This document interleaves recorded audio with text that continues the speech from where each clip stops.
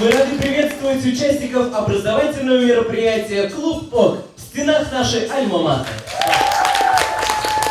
Мы надеемся, что по итогу сегодняшнего дня вы узнаете, как улучшить свой образ жизни, получите навыки здорового образа жизни, а также повысите свой личностный рост.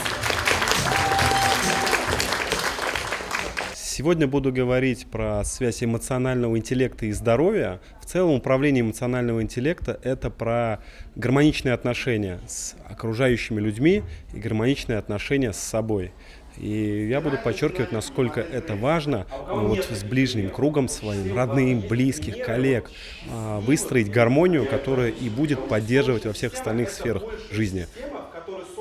Очень важно жить в чистом мире, потому что быть здоровым и красивым в том мире, где вокруг тебя проблемы, невозможно. Но мне очень хочется, чтобы у ребят заработала своя мысль какая-то творческая, чтобы они предложили, может быть, свои варианты решения тех задач, которые сейчас перед нами стоят.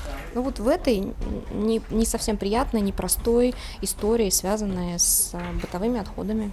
Мы сегодня говорим о здоровом образе жизни. Вообще, я хочу рассказать, кто такие волонтеры-медики, чем мы занимаемся, почему именно здоровый образ жизни, как начать его вести, как мы можем помочь ребятам, которые хотят изменить свою жизнь и начать вести здоровый образ жизни.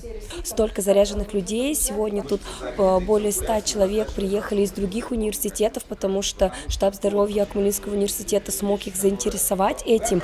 Все ребята заряжены, им интересна тема здорового образа жизни, и это очень радует.